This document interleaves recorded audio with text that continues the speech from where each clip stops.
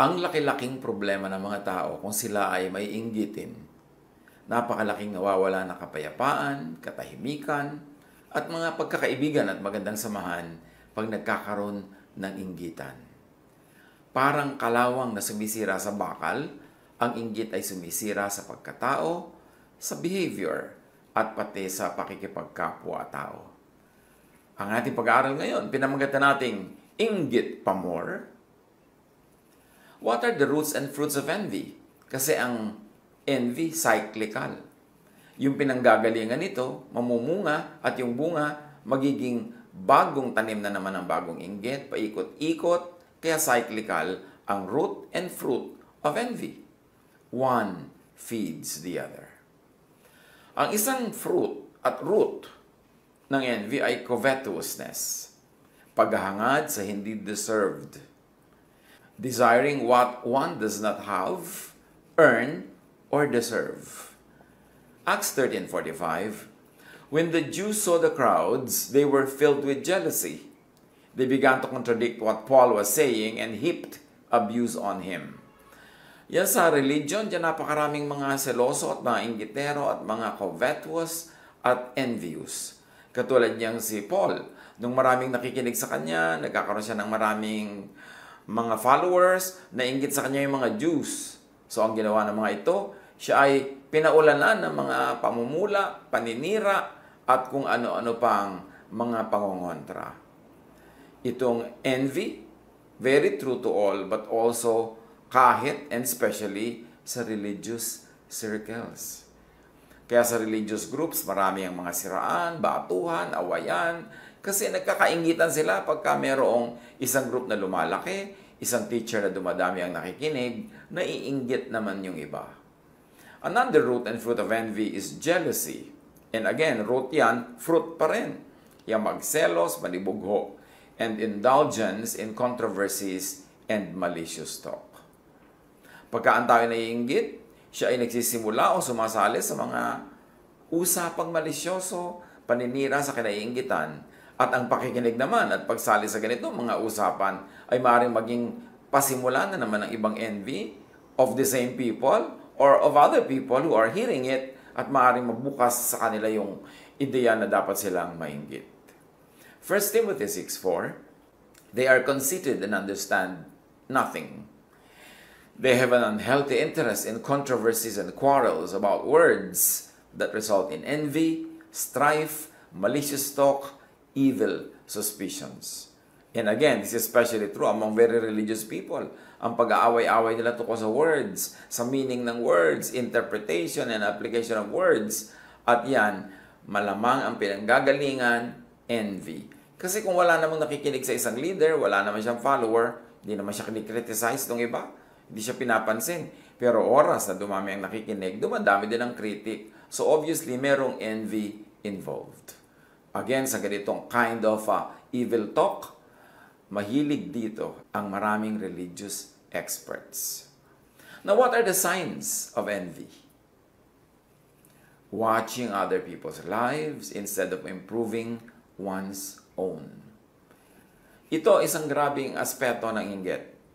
Yung wala kang ginagawa kundi bantayan ang buhay ng kinakainggitan mo, pakinggan ang kanya sinasabi para hanapan ang maipapanira o maikikriticize, bantayan ang mga achievements niya para ito ay maliitin, at hadlangan ang kanyang daan para hindi siya matuloy sa kanyang mga gustong puntahan. Ang taong naiinggit, hindi niya naaasikaso ang kanyang sariling buhay. Ang inaasikaso niya ay tumanghod, makinig, manood sa buhay ng kinakainggitan. At sa kagagawa niya nun, na hindi niya nalalagyan ng enough investment of time, effort, energy, yung kanyang sariling buhay, lalo siyang naiiwan ng kanyang kinaiinggitan. Kaya huwag nating bigyan ng space sa buhay ang inggit. Dahil sisirain tayo talaga niyan. Hindi ka na magkakaroon ng lakas para ayusin ang iyong buhay dahil inubos mo na yung lakas mo sa pag-inggit, sa panonood, sa paninira ng taong kinaiinggitan. Another sign of envy is belittling other people's achievements. Yung alam mo na may na-achieve siya, meron siyang magandang nagawa, pero binabaliwala mo, pinapaliit mo yung malaki niyang ginagawa, nagbubulag-bulagan ka sa magaganda niyang nagagawa. yan ay sign of envy. At yung maligning others, especially achievers. Yung pagka may ginawang magandang 10 ay ang hahanapin mo, yung isa o dalawang hindi maganda, o yung hindi nagawa, o sisiraan mo siya. Kung hindi mo masira ang kanyang achievement, sisirain mo ang kanyang pagkatao, ang mga bagay na may kinalaman sa kanyang personal na buhay, these are all signs of envy. At bakit natin ito pinag-uusapan? Kasi pwedeng tayo mismo nagiging biktima ng pagiging mainggitin, o tayo ang sinisira ng mga naiinggit. And in that case, hindi mo dapat pansinin ang mga naiinggit sa'yo, basta malinis ang iyong konsyensya, ang iyong budhi ay nakasang-ayon sa magandang kalooban ng Diyos. You can look into God's face in spite of what your critics tell you, because alam mo na malinis ang iyong puso, tama ang iyong ginagawa, although hindi ka perfect, pero generally maganda at mabuti ang iyong ginagawa. Huwag mong pansinin ang critics. Uubusin nila ang iyong lakas. Uubusin nila ang iyong energy at maging ang iyong vision for a fruitful life. So kung yung mga inggitero, lagi nilang binabantayan kung ano ang ginawa mo, huwag mo namang bantayan at hintaying marinig ang mga report kung ano ang sinasabi tungkol sa iyo ng mga naiinggit sa iyo. It will only make you feel bad. It will only negate you from your good race that you are running well. Kaya dapat huwag pansinin ang mga naiinggit. Makinig sa criticism nila dahil baka merong totoo doon, matuto ka, ma-improve mo palalo ang buhay mo. Pero otherwise, don't be affected by what envious people say about you. What are the fruits of envy? Needless hard work. Maraming mga tao, kaya lang nila gustong maging number 1. Halimbawa sa school, hindi dahil uhaw sila sa karunungan, hindi dahil gusto nila matuto. Gusto lang nila, sila yung panalo. O yung iba, naghahabol. Pagod na pagod kahahabol. Hindi naman talaga hinahabol ang karunungan. Ang hinahabol ay mas mataas na grade doon sa taong gusto nilang talunin. Ganyan din sa politics, ganyan din sa negosyo, sa hanap buhay, sa anumang timpalak ng buhay na mayroon nagko-contest. Yung naghahabol ka, pagod na pagod ka, talaga bang gusto mong habulin yan? O meron ka lang gustong lampasan na tao? At kung yun lang, sayang ang pagod, sayang ang buhay, sayang ang panahon na nagtatatakbo kang manalo sa isang karera na hindi mo naman talaga gusto yung finish line, gusto mo lang malampasan yung ibang tumatakbo. So, needless hard work. Ecclesiastes 4:4. And I saw that all toil and all achievement spring from one's envy of another. This too is meaningless at chasing after the wind. Yung meron ka lang inggit sa kapitbahay mo, kaya yung bahay niya 2 palapag, ikaw kailangan talagang 3.5 floors para mas mataas, kahit tumatagilid na, natutumba na yung bahay mo. Katulad halimbawa ng mga bansa-bansa dyan, yung bansang ito ang may pinakamataas na building sa buong mundo. Talaga bang kailangan nila yung building na yon? O gusto lang nilang mahigitan yung ibang bansa na merong matataas na buildings? Pero nakakatulong ba sa kanilang economy? Mabuti ba talaga sa kanila? Worth ba talaga ng investment? Yung ikaw ang merong pinakamahabang bahay sa inyong kalye, yung ikaw ang may pinakamaraming sapatos o damit, yung ikaw ang may pinakamaraming members kung yan ay club o group o church, yung ba talaga ang yung goal o meron ka lang ibang gustong madaig? Importante na suriin natin ang ating sarili. Kasi ang kapayapaan ng Diyos, ang katahimikan ng buhay, wala sa contests, wala sa inggit. At manalo ka man sa contest ngayon, bukas may contest na uli, you have to defend your crown. Former ka na, hindi ka na incumbent. Tapos ka na, so sandaling-sandali ka lang naging number 1, tapos may dadaig din sa'yo. Pero how much did you have to pay for this? Siyempre, meron naman mga nagiging number 1 dahil talagang natural lang magaling talaga sila. Kahit anong gawin nila, magiging number 1. Then that's fine. O meron naman talagang gustong-gusto nila yung ginagawa nila, kaya nagsikap silang mabuti. Naging number 1 tuloy as a result. Pero yung gusto mo lang maging number 1 for the sake of being number 1, for the sake of overtaking everyone else, it's not worth it. Sayang. Sayang ang childhood na hindi naging child yung bata dahil sobrang pinagko-compete ng magulang. Sayang yung youth na hindi ka naging youthful dahil sobra ka nag-mature agad para maging ikaw ang youngest lawyer or youngest doctor or youngest anybody in your profession. Ang tanong lang ito masaya ka ba? Sumaya ka ba? At patuloy ka bang pinapasaya ng iyong number 1 position na yan? Don't do anything out of envy. Huwag kang gagawa ng anumang bagay para lang meron ka mga kapwang madaig. Hayaan mo sila.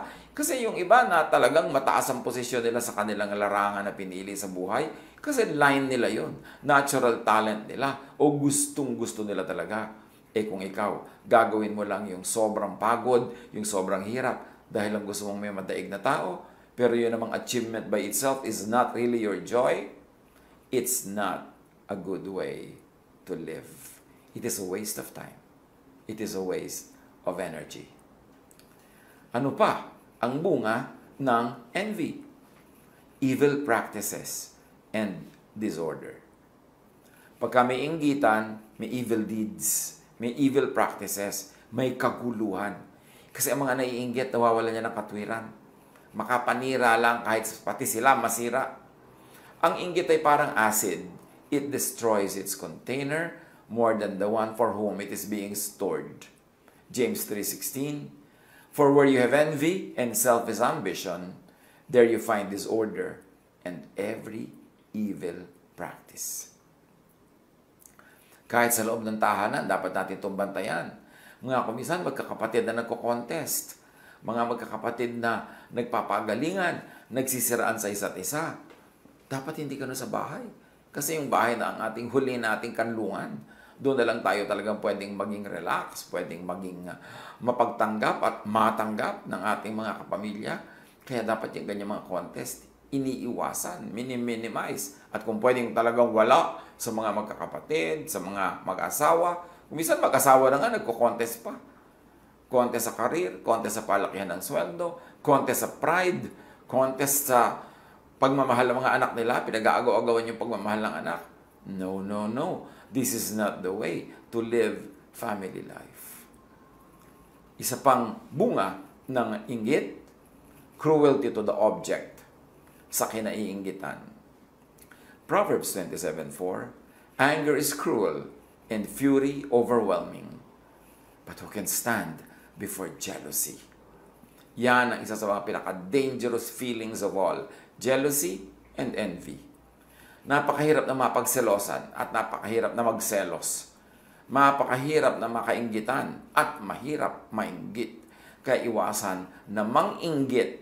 Huwag sasadyaing manginggit kasi ang inggit is a negative energy directed against you. So huwag ka magpapainggit. At lalo naman huwag ka mainggit kasi ikaw yung nag-exert ng energy, ikaw yung mapapagod. Another fruit, of course, of envy is grave lack of reason and kindness or pity. Pag naiinggit, nawawala ng katwiran. Nawawala ang bait. Nawawala ang pagiging mahabagin at makatao. Acts 7, verse 9. Because the patriarchs were jealous of Joseph, they sold him as a slave into Egypt. But God was with him. So, kapatid nila, sarili nilang dugo, ibebenta nila para maging alipin dahil lang naiinggit sila dahil parang mas mahal ng tatay nila itong si Joseph. But of course, God continues to bless the blessed. Kaya hindi naman nawala ng blessing si Joseph kahit na isinel pa nila into slavery. In fact, lalo pang gumanda ang buhay nito nung lumaon. Another fruit of envy is non-growth. Tulad ng binanggit natin kanina, ang naiinggit, inuubos ang lakas niya sa panonood ng kinainggitan, sa paninira sa kinakainggitan, at sa pagtanghod sa buhay ng may buhay. Hindi niya tuloy na asikaso ang kanyang sariling buhay. Natural, hindi siya lalago, hindi siya asenso. Disqualification from blessings is another fruit of envy. Pag naiinggit ka, tinatanggalan mo ang sarili mo ng pribilehiyong tumanggap ng pagpapala. 1 Corinthians 3, 1-3. I could not address you as people who live by the Spirit, but as people who are still worldly, mere infants in Christ. I gave you milk, not solid food, but you were not ready for it. Indeed, you still are not ready. You are still worldly, for since there is jealousy and quarreling among you, are you not worldly? So pagiging makalupa lang at hindi makalangit ang pagiging mainggitin at mapanibughuin. It disqualifies us from receiving blessings from heaven. And of course, another fruit of envy is death and decay. When you are envious, something in you dies. And when you're continuously being envious, you keep on dying in many parts of your personality, in many parts of your heart. Job 5:2, resentment kills a fool, and envy slays the simple. Yan talagang pag nagre-resent ka, naiinis ka, nagagalit ka dahil may umaasenso, dahil merong masaya, dahil merong progresibo, ikaw ang namamatay. Ikaw ang nawawalan. Malaking-malaki ang nawawala sa taong maiinggitin. At kahit yung mga maiinggitin, kung minsan ay nakakatsamba-tsambang magtagumpay, yumaman, maging number 1, pero hindi pa rin yun masaya. Kasi pag envious ka, hindi ka matatahimik kahit hawak mo ang trophy. Kasi iniisip mong baka may umagaw sa iyo mamaya, baka mapunta yun sa iba bukas, kaya kahit hawak mo yun, hindi ka nag-enjoy. Miserable ang buhay ng mga mainggitin. Proverbs 14:30, a heart of peace gives life to the body, but envy rots the bones. Pag naiinggit ka sa kapatid mo, sa pinsan mo, sa kapitbahay mo, sa kamag-anak, sa office mate, sa workmate, sa classmate, naiinggit ka kahit kanino,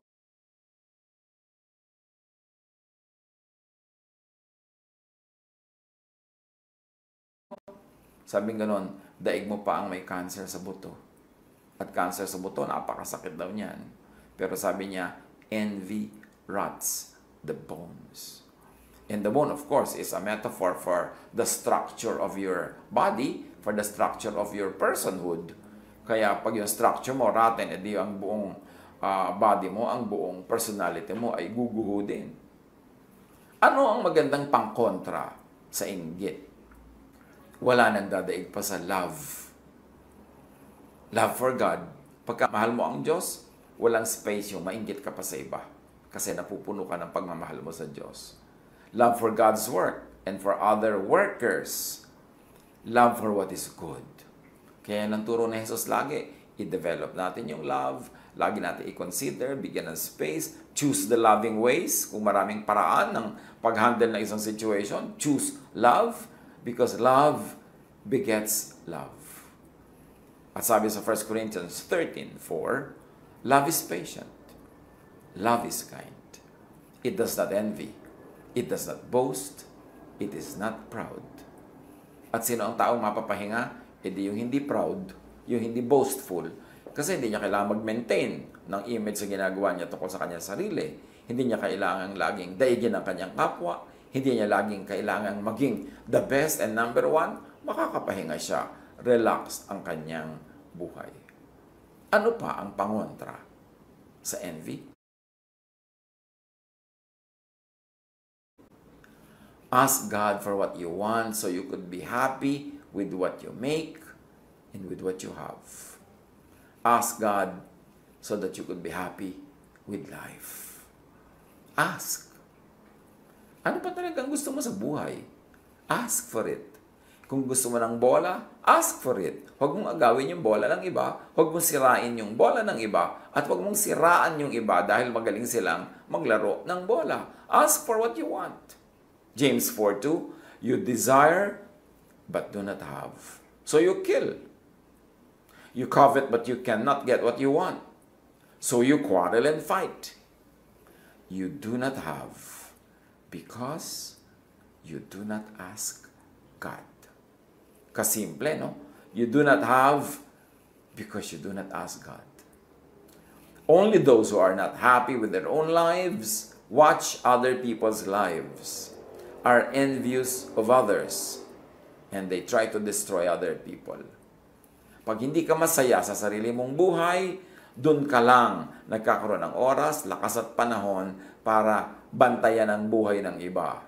para mainggit sa buhay ng may buhay at para sirain ang magagandang nangyayari sa buhay ng kapwa.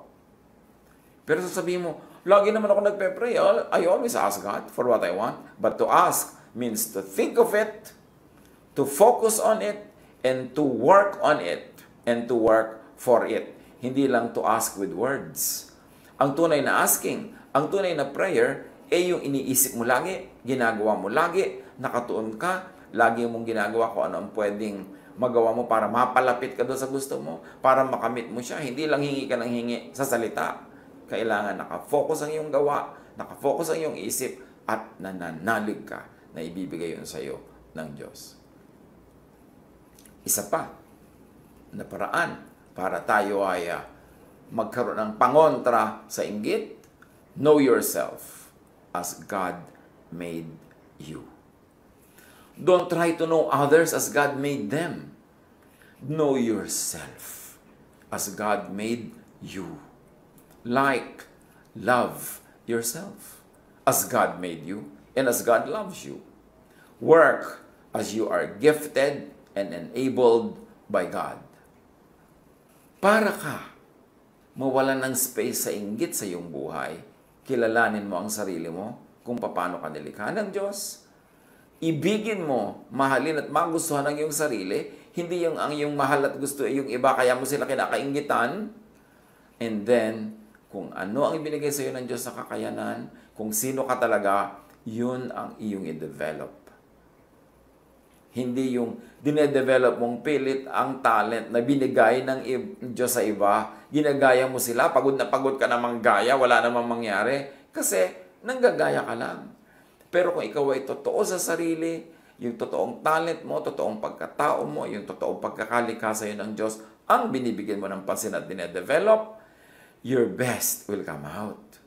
So, stop watching other people's lives. Stop imitating others. Stop trying to be what you are not.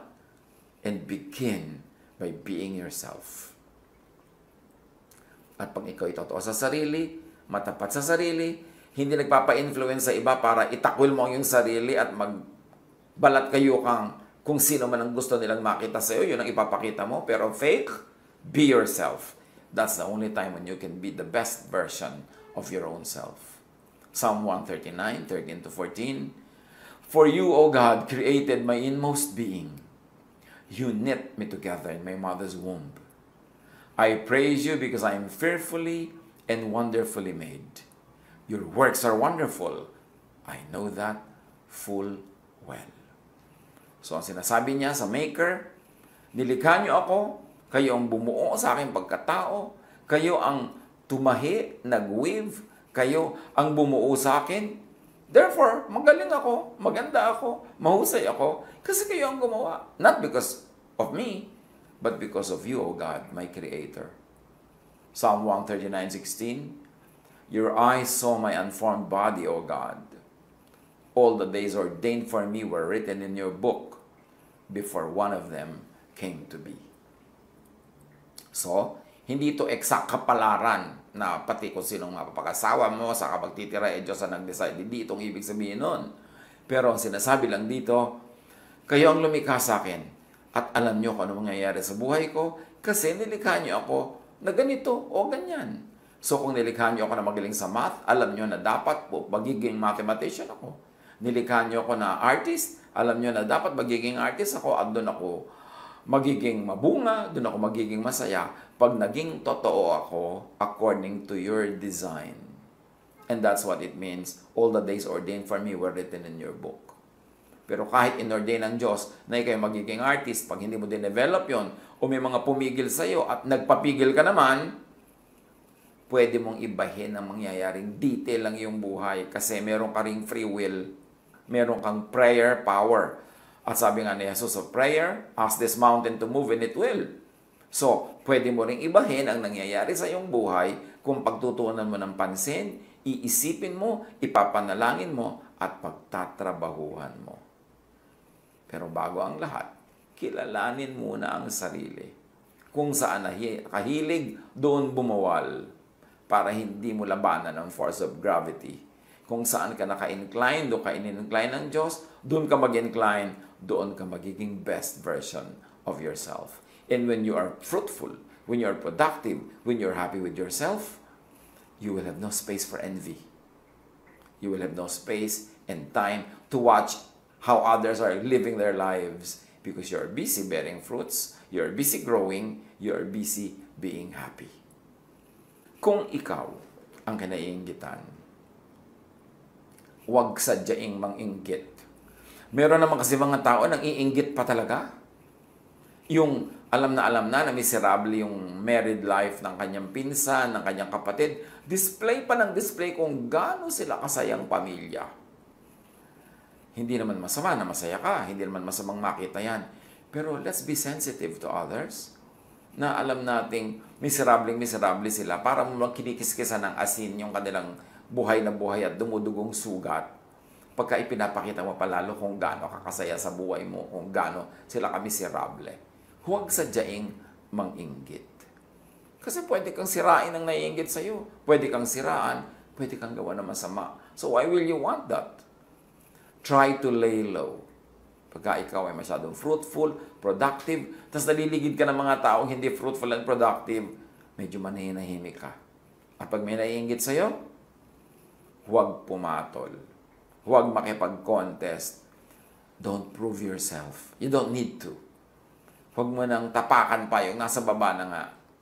At sa mga inggit, huwag magsayang ng panahon at lakas sa kapapanood ng buhay ng kapwa. 1 Thessalonians 4:11, make it your ambition to lead a quiet life. You should mind your own business and work with your own hands. So dapat daw, tahimik ang buhay mo. Tahimik in the sense na hindi ka gumugulo sa buhay ng iba, hindi ka nagpapagulo sa kanila, so tahimik ang buhay mo. At atupagin mo sarili mong buhay, sarili mong profesyon, sarili mong trabaho o negosyo, sarili mong pag-aaral, sarili mong project. At gawin mo ang lahat ng yan using your own hands.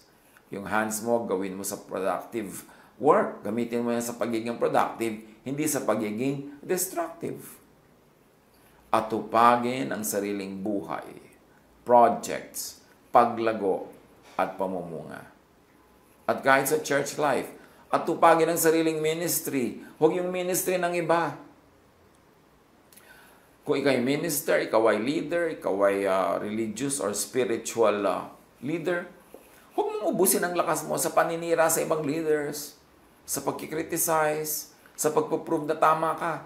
Yung mga katuruan mo, buhay mo, bunga mo, yun ang magpuprove na tama ka. Hindi mo kailangang i-compare sa iba.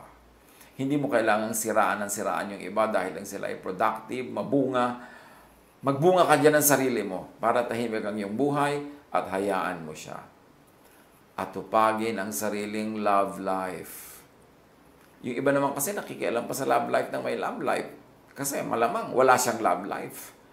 Kasi kung masaya ka sa love life mo, ba't ka maninira sa love life ng iba? So pasayahin mo ang sarili mo. Gawin mo ang sarili mong lovable. Find someone to love. At huwag kang manghimasok at manggulo sa mga nagmamahalan. At ganun din, atupagin ang sariling godliness and holiness. Kung godly ka, kung holy ang iyong buhay, huwag kang mambato ng kapwa. Huwag kang tumapak sa mga ikinoconsider mong makasalanan. Huwag kang mag-criticize, huwag kang mag-judge, huwag kang rebuke, tapos sasabihin mo, open rebuke is better than secret love. Which is, of course, obviously, 90% of the time, misunderstood, misinterpreted, and misapplied. At tupagin ang sariling buhay, intindihin ang sariling achievement, maging masaya sa sarili, huwag magsayang ng buhay, ng sariling buhay, watching other people's lives. Huwag mainggit, ikaw ang talo. At kung kinaiinggitan, fly beneath the radar. Huwag na lang magpapansin pa. Makabubuti sa'yo kung ikay achiever, fruitful, masaya, na huwag kang mapansin ng mga naiinggit. I-apply ito sa buhay. Pag-isip-isipan para sa sariling kapakanan. God bless us all.